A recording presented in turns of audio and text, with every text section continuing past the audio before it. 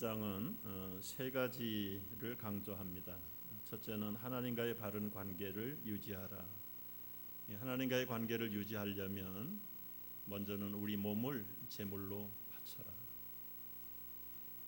여러분, 우리 몸은 우리의 것이 아니에요. 이제는 주님의 것입니다.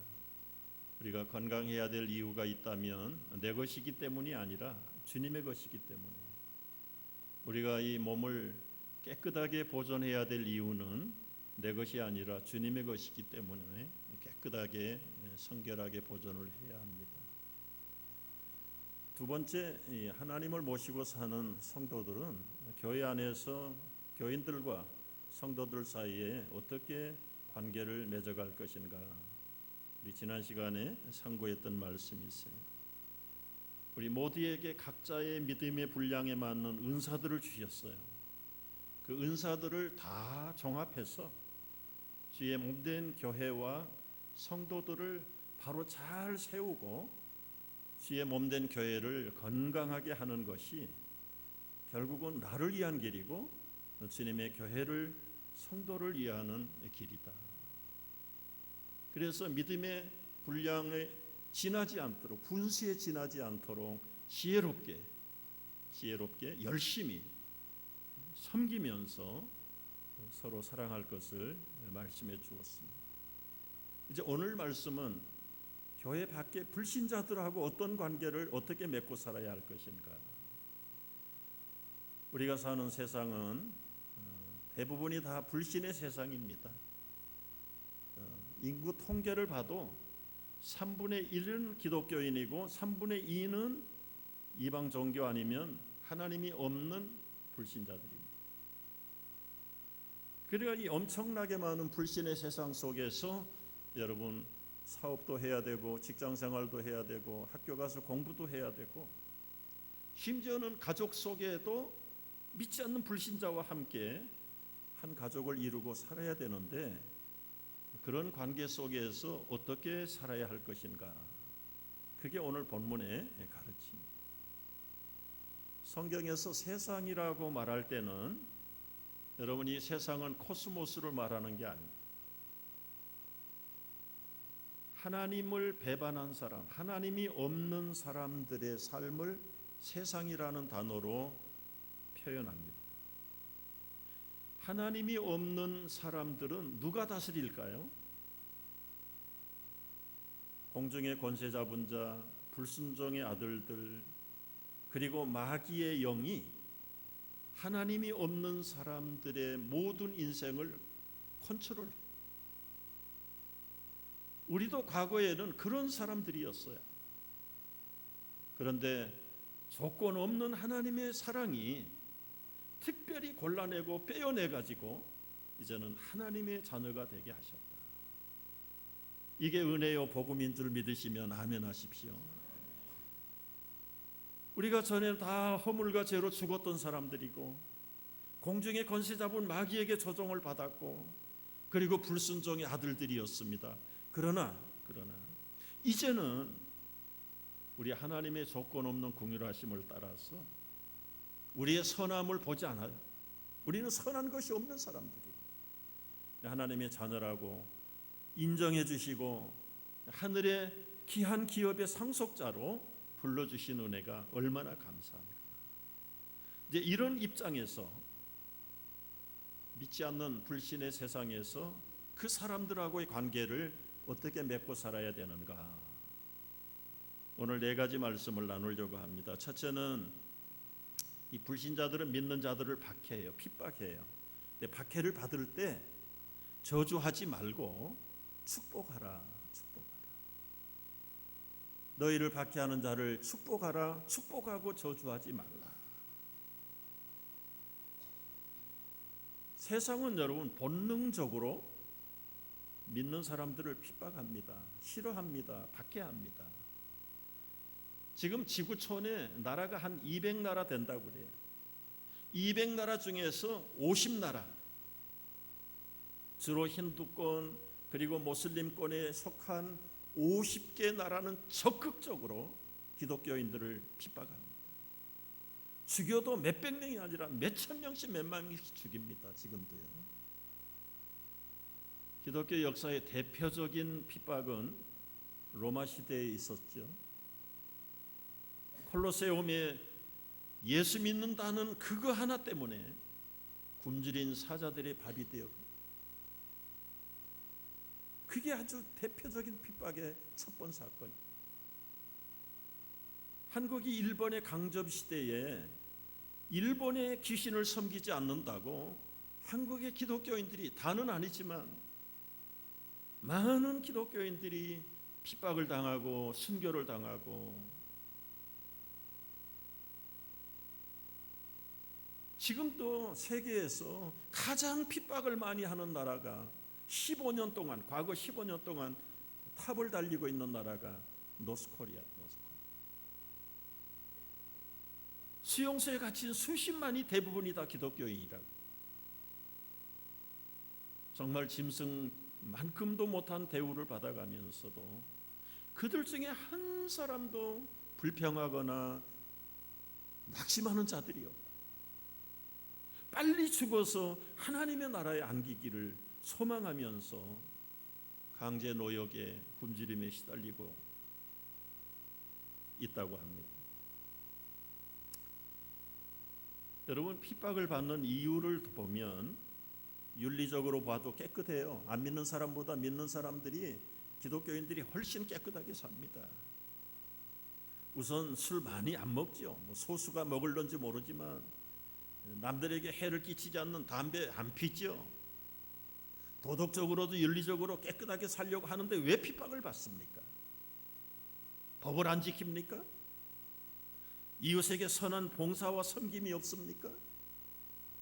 그런데 왜 안 믿는 불신자들이 교회를 핍박하고 하나님의 자녀들을 핍박합니까? 그 이유가 뭘까요? 예수님이 요한복음 15장에서 설명하셨어요. 세상이 너희를 미워하면 나보다 먼저 나를 미워한 줄을 알라. 우리가 미워서가 아니라 우리를 미워할 때는 먼저 예수가 싫었어. 예수가 싫었어. 너희가 세상에 속하였으면 세상이 자기 것을 사랑할 것이나 너희는 세상에 속한 자가 아니요 도리어 내가 너희를 세상에서 선택했기 때문에 세상이 너희를 미워한다. 새끼 빼앗긴 앙콤이 참지 못하는 것처럼 사탄이 자기의 졸개를 빼앗겼잖아요. 그러니 어떻게 수단과 방법을 가리지 않겠습니까?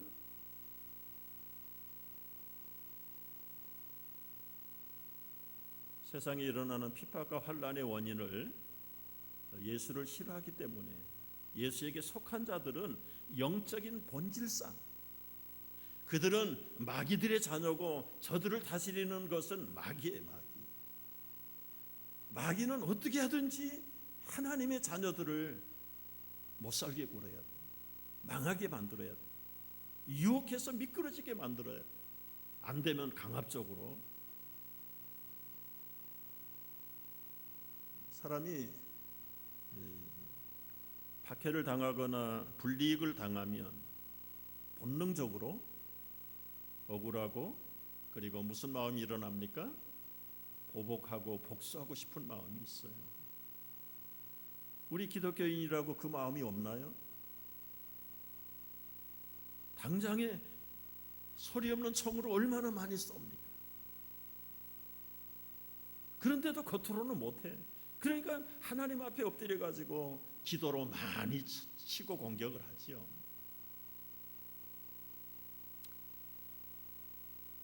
믿지 않는 사람들은 억울함을 당할 때, 때로는 박해를 당하면 아마 대적할 겁니다. 그런데 오늘 말씀은 나를 박해하는 자를 저주하지 말고 도리어 어떻게 하라고요? 축복하라. 이게 보통 쉬운 말은 아니에요. 예수님이 마태복음 5장에 보면 나는 너희에게 이르노니 너희 원수를 사랑하며 너희를 박해하는 자를 위하여 기도하라. 박해하는 자를 위해서 어떻게 기도할 수 있습니까? 이게 인간적인 본능으로 가능한 이야기입니까? 여러분 절대로 그렇게 할 수가 없어요. 그런데 예수님은 오히려 원수 사랑하고 이해해서 축복하고 기도해 주라고. 좋은 예로 스데반 집사님 우리 케이스를 기억하지요. 스데반 집사님은 이방 민족에게 죽임당한 게 아니 자기 동족들 유대인들에게 재판 절차도 없이 즉석에서 돌로 쳐 죽임을 당했습니다. 얼마나 억울해요. 얼마나 분해요. 그런데 이 스데반 집사님은 억울하다고 이를 갈지 않았어요. 하나님, 저들의 죄를 저들에게 돌리지 마세요. 저들이 얼마나 미련한 사람들입니까? 오히려 자기를 죽여놓은 원수들을 기도하고 하나님께 부탁하면서 돌에 맞아 죽어가는데 그때 그 얼굴이 해같이 빛나고 천사처럼 밝아졌다고. 여러분, 비하하고 핍박하는 사람하고 맞서면 그 사람의 얼굴이 밝겠어요? 마귀 같은 얼굴이죠. 그런데 맞서는 사람도 마귀 같은 얼굴로 변해요. 그 마음이 시커먼 사람이 도전하면, 받게 하면 그걸 안 받겠다고 같이 보복을 하고 맞서면 내 마음도 시커멓게 썩어간다는 사실을 우리는 알아요.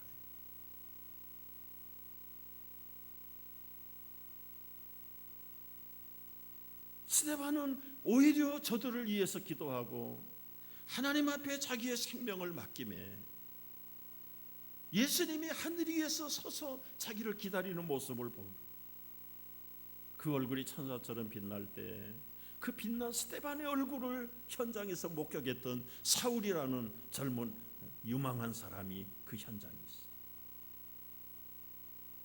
얼마 못 있다가 다메섹 도상에서 부활하신 주님이 나타나서 거꾸로 져서 사울이 바울이 됐어요. 여러분, 사울이 바울 된 것은 부활하신 예수님을 보기 전에 이미 얼굴이 천사처럼 빛났던 스데반의 얼굴을 봤기 때문에 그는 쉽게 사울이 변해서 바울이 될 수 있었던 겁니다.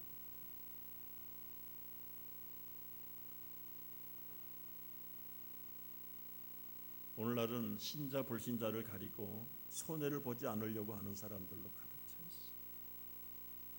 조금만 건드리면 자존심 건드렸다고 물불을 안 가리고 덤비는 그런 세상이, 그게 교회 밖의 얘기가 아니고 교회 안에서도 종종 일어나는 일이에요.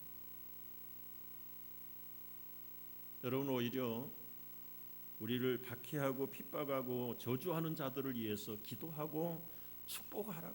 축복하라. 우리가 약한 세상에 삽니다. 불신의 세상에서 삽니다. 어떻게 살라고요? 박해하는 자들을 저주하지 말고 축복하는 가르침을 받고 살아야 될 줄로 믿습니다. 아멘입니까? 두 번째는 박해받을 때에 함께 기뻐하고 함께 즐거워하라. 슬퍼하라. 동고동락하라. 쉽지 않습니다, 여러분. 어떻게 함께 기뻐하고 함께 슬퍼할 수 있습니까? 마음과 마음이 하나가 될 때만 가능해집니다. 그거를 영어로 볼 때는 심파티라는 단어로 동감을 가질 때, 공감을 가질 때 그렇게 되는 거예요. 여러분, 믿지 않는 불신자들이 믿는 사람을 핍박합니다. 그런데 그들을 용서하고 위해서 기도하고 축복을 어떻게 해야 합니까? 그게 어떻게 가능하냐고요. 한 가지 방법을 성경은 우리에게 가르치는데, 너도 과거가 어떤 사람인가를 봐라. 우리 속담에 개구리가 올챙이 시절을 모르면 분수를 모른다고. 우리도 과거에 까닭없이 질투하고 시기하고 헐뜯고 그러던 마귀의 자녀들이었는데 이제는 하나님의 자녀가 되지 않았냐. 그들이 나를 힘들게 하고 헐뜯는 것은 아직도 그들이 마귀의 자녀이기 때문에 그렇다는 걸 이해한다면 얼마든지 입장을 이해할 수 있지 않겠느냐. 제 말이 아니고 디도서에 나타나는 말씀이 있어요. 디도서 3장 3절을 우리 한번 읽어봅니다. 우리도 전에는 어리석은 자요 순종하지 아니한 자요 속은 자요 여러 가지 정욕과 행락의 종로로 단 자요 악독과 투기를 일삼는 자요 거스리는 자요 피차 미워하는 자였다. 미워하는 자였다. 이렇게 살던 나에게 우리 구주 하나님의 자비하심과 사랑이 나타났다. 사랑이 나타났다. 우리를 구원하실 때 내게 무슨 의로운 행위가 있었느냐? 우리가 점수 받을 만한 것이 있었느냐? 없었다. 그런데 하나님의 궁휼하심을 따라서 중생의 씻음과 성령의 새롭게 하심으로 우리를 여기까지 오게 했다면 아직 저들은 이 과정을 체험하지 못했고 이 구원의 은혜를 입지 못한 자들이기 때문에 당연히 핍박하고 미워하고 질투하는 건 당연하다. 우리의 과거를 바라다 보면 얼마든지 저들을 이해할 수 있고 오히려 기도할 수 있고 불쌍히 여기고 축복할 수 있지 않는가. 이것이 예수님의 성품이죠. 우리가 예수님의 성품, 하나님의 조건 없는 이유 없는 우리의 구원을 생각해 보면 볼수록 우리를 힘들게 하고 핍박하고 어렵게 하는 사람들을 이해할 수 있어요. 이해할 수 있어요. 토론토에 있을 때 어느 한 교회를 목회하는 목사가 있었어요.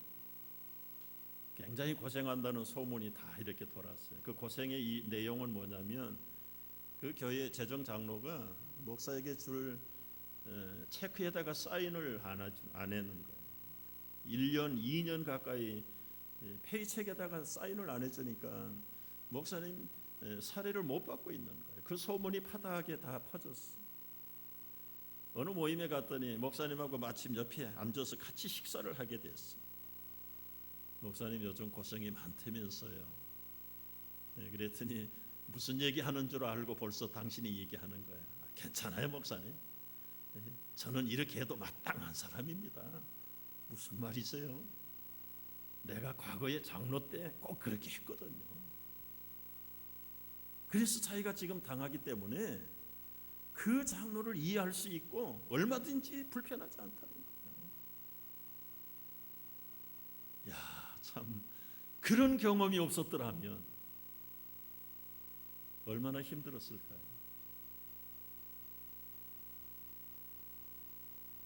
사람들이 왜 섭섭합니까?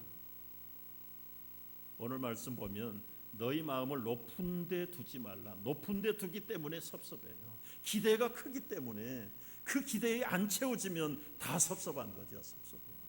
교회가 나를 실망시키고 대접을 안 하고. 여러분 대접받기 위해서 높아지기 위해서 신앙생활 교회 생활 하십니까? 대접받기 위해서 목회합니까? 아닙니다.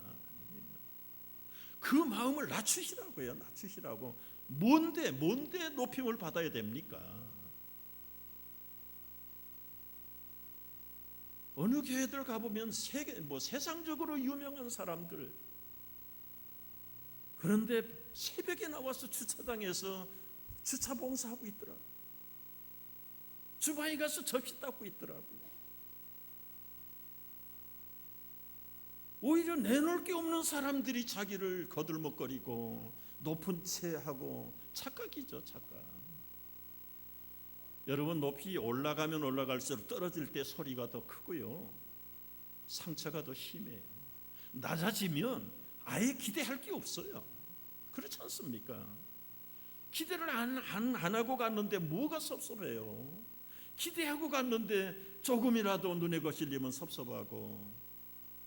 그래서 오늘 말씀이 너희 마음을 높은 데 두지 말랍니다. 높은 데 두지 말라. 섬기는 자가 누가 섬깁니까? 낮은 자가 섬기지 높은 자가 섬기지 않아요. 오늘 영어 성경에 보면 이런 경우를 보고 live in harmony, 조화를 이루면서 살라는 거예요. 여러분, 피차 서로 같은 마음을 품게 될 때 아무리 흉악한 핍박자라도 그냥 이해해서 기도할 수 있고, 더 나가서 축복하라는 말씀도 이해하고 축복할 수 있어요.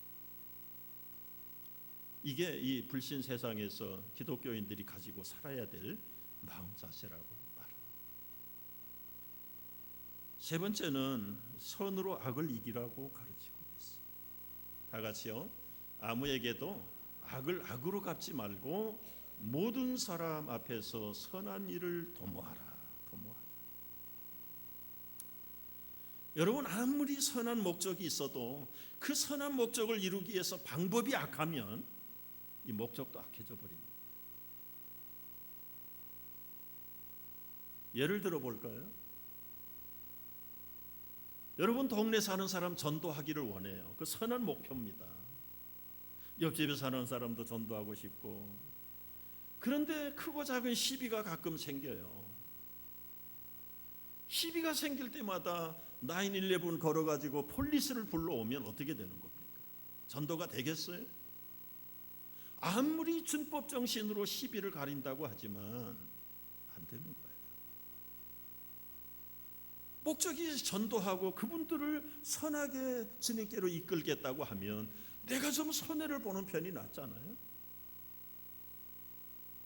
우리 선배 목사님한테 오래전에 들었던 이야기에, 그 옛날에 저 항해도 시골에서 아버지가 좀 부잣집이었던가 봐요.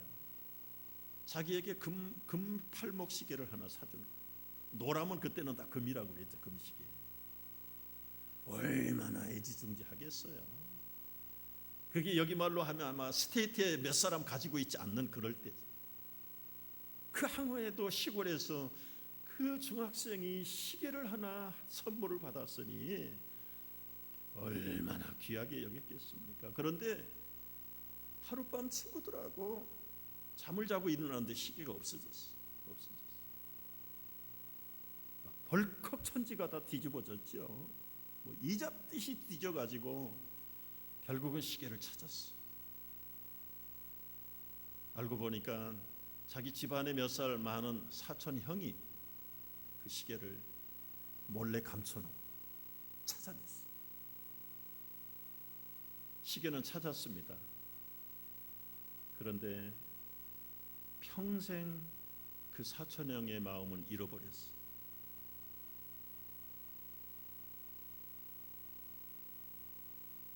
얼마나 죄책감 때문에 평생 그 아우를 볼 수 없.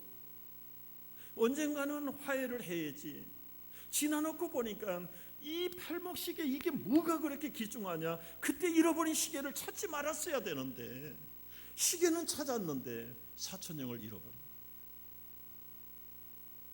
화해를 하고 용서를 빌어야 되겠다고 하는데 전쟁이 일어나가지고 남북으로 딱 갈라지고 그 사촌형은 북한에서 영원히, 평생 사촌형을 잃어버린 그 아우는 서울에 와서 지금도 후회하면서 지금도.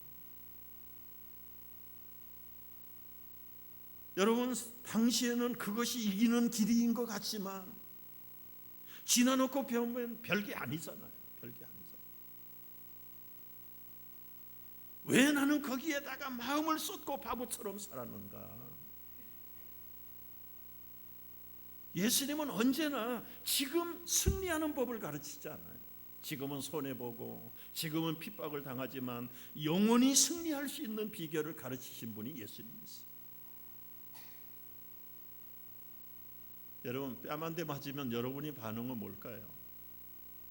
죽자 사자 덤비겠죠. 아이들이 맞고 들어오면, 야, 한 번 참으면 너 다음에 계속 맞는다. 가서 2대 3대를 때려. 엄마들 가르치는 게, 똑똑한 요즘 엄마들 그렇게 가르치잖아요. 살짝 웃는 분들은 경험자들 같아요. 근데 예수님은 그렇게 가르치지 않았죠. 이 뺨 맞으면 이 뺨 돌려대라. 여러분, 모든 사람의 인격은 얼굴에 있어요. 체면에 있어요. 체면에다가 뺨을 맞는다는 것은 이거는 우리의 인격 살인이나 마찬가지예요. 그런데 그걸 한 대 맞고 같이 맞붙어서 싸우라고 말하지 않고 돌려대라. 그러면 그때 그 사람이 이기는 것 같아. 나는 패배자 같아요. 루저가 되는 거예요. 시간이 지나갑니다. 누가 승자일까요? 누가 패자입니까?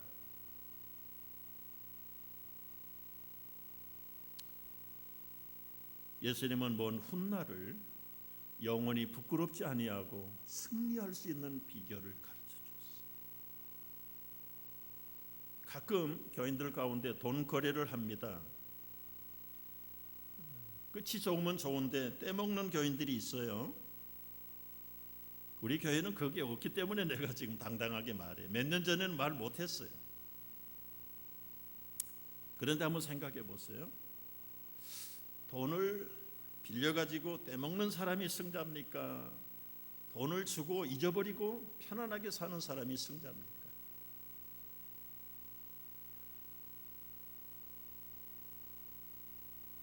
모든 사람 앞에서 선한 일을 도모하라. 이 사람이 진짜 승자예요. 이 말씀의 배경들 가운데는요, 예루살렘 교회가 흉년을 만나서 어렵습니다. 바울이 전도했던 고린도 지역과 마게도니아 지역의 성도들에게 우리에게 복음을 전달해 준 마도 처치가 있는 예루살렘 교회가 성도들이 기근과 흉년으로 어렵다. 그래서 구제금을 좀 모으자. 구제금을 모았어요. 예루살렘을 자주 드나드는 사람은 바울입니다. 요즘처럼 무슨 돈을 보낼 수 있는 뱅크가 있는 것도 아니고, 전달하는 비결은 사람의 인편으로 왔다 갔다 해요. 근데 구제금을 가지고 바울은 자기가 맡아서 오히려 에바브로 집사 디도라고 하는 집사를 세워가지고 그 에바브로 디도를 데리고 객관적으로 오해를 받지 않기 위해서,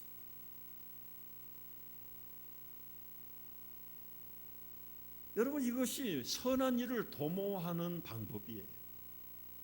단순히 소극적으로 안 하는 것만 중요한 게 아니라 선한 일을 계획하고 추진할 때 모든 사람 앞에서 객관적인 증거가 남도록 하면 더 좋다.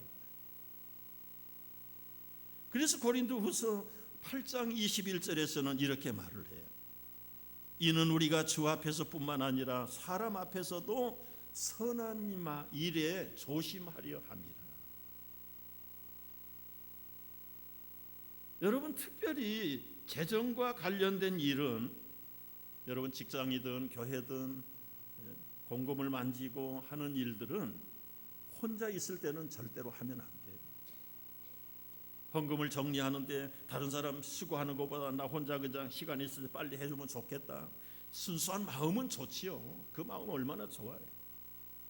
그런데 만약에 혼자서 돈을 만지고 있을 때 다른 사람이 보면 오해할 수 있다. 오해. 그래서 철저하게 공금을 만질 때는 언제나 최소한 2사람 이상이 모여가지고 다른 사람들로 하여금 오해받지 않도록, 그래서 덕을 세우는 것, 우리가 원수를 사랑하고 불쌍한 사람을 도와주는 것도 가능하다면 선한 일을 도모하는 사람들이 많아야 된다. 은밀하게 하는 방법도 있지만 적어도 금전 문제에 대해서는 선한 일을 도모하고, 그리고 덕이 되는 일들은 계속해서 많은 참가자들과 협력자들과 동반자들이 함께 해나가면 얼마나 좋은가.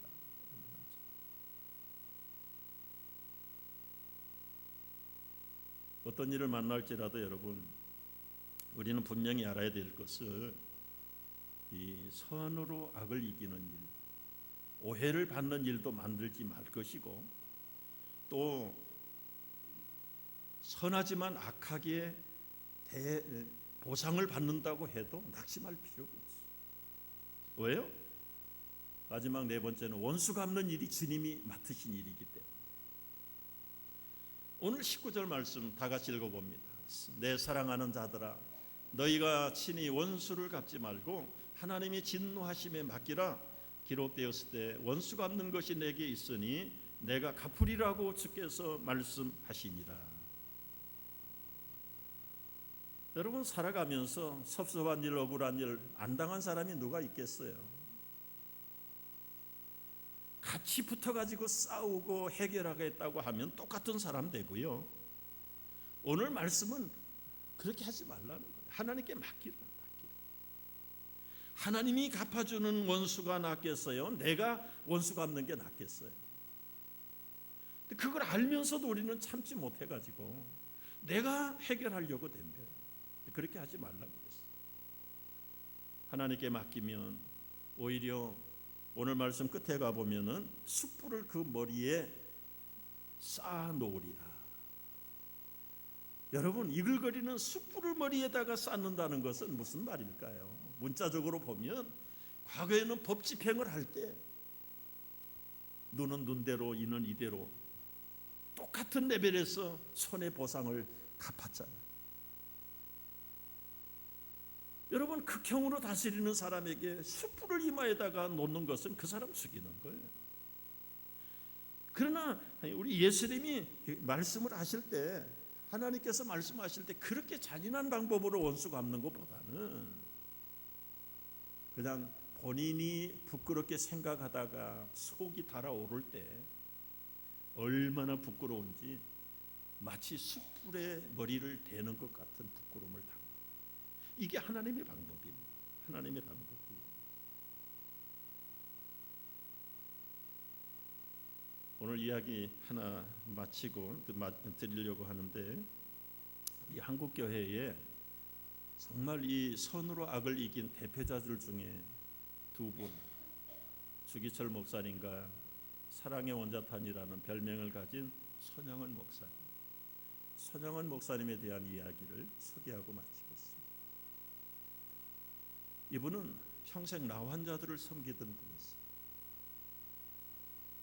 여수 애양원이라고 하는 나환자들을, 요즘은 한센시병이라고 해요. 그 사람들 속에 같이 살아요. 피골함을 손으로 짜내고 입으로 빨아내고. 이 손양원 목사님을 보면 3번 놀란다고 합니다. 첫째는 키가 작고요. 키가 작은데 놀라고, 두 번째는 목소리가 얼마나 우렁찬지 거기에 2번 놀래고요. 세 번째는 그 설교가 얼마나 감동스러워. 그런데 이 손 목사님에게 2 아들 고등학생들이 있었어요. 그 지역에 일어난 북한의 공산주의자들과 내통해가지고 지역 구테타를 반란을 일으킨 반란군들에 의해서 공산주의를 신랄하게 비판했던 고등학교 아들 2 아들이 죽임을 당했습니다.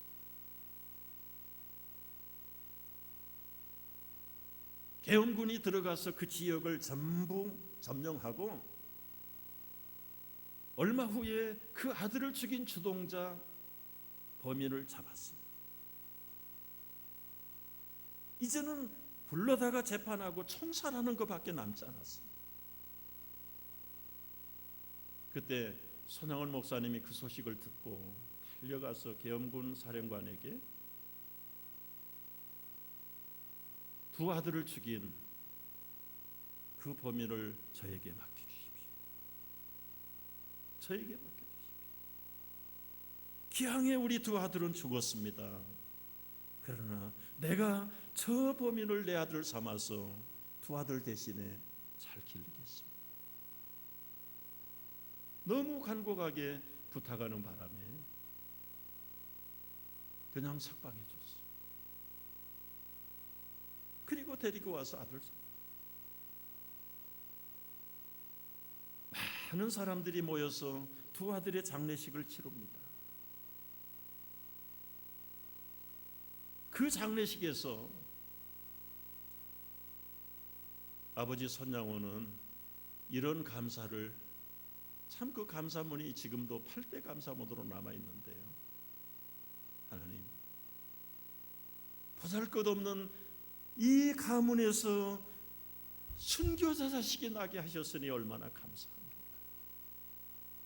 두 번째, 많은 성도들 중에서 어찌 이리 보배로운 주께서 하필 나에게 맡겨주셨는지.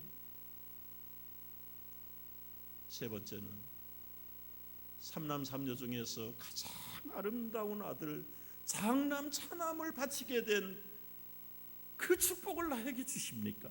감사. 네 번째 보세요. 한 아들 순교도 귀한데 두 아들을 한꺼번에 순교하게 하시니 얼마나 감사합니까? 다섯 번째, 예수 믿다가 제명에 죽는 것도 봉사, 큰 복인데 하늘복음 전도하다가 총살 순교 당했으니 감사. 여섯 번째, 미국 가려고 준비하던 두 아들 대신 이제 미국보다 더 좋은 천국에 두 아들을 보냈으니 얼마나 감사합니까? 그 다음 보실까요? 내 사랑하는 두 아들을 총살한 원수를 회개시켜 아들 삼고자 하는 그 사랑의 마음을 주신 하나님 감사합니다. 그 다음에 있나요? 두 아들 순교 열매로 말미암아 무수한 천국의 아들들이 생길 것을 믿어지니 하나님 감사합니다. 여러분, 이 아름다운 사랑의 이야기가 세계적으로 다 번역이 됐어요. 그래서 각 나라에서 이 손양은 목사님의 그 사랑의 감동을 받고 원수를 사랑해서 자기 아들을 삼아서 미국에 유학을 보냈습니다. 여러분, 그 가난한 50년 60년대 한국에서 미국에 유학을 보냈어요.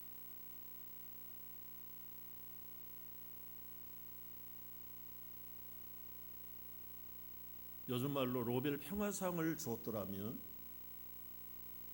제가 볼 때는 평화상 한 서너 개는 받아야 될 뿐이지, 시대를 맞추지 못해서 받지 못했을 뿐이지, 또 노벨상이 무슨 그렇게 귀합니까?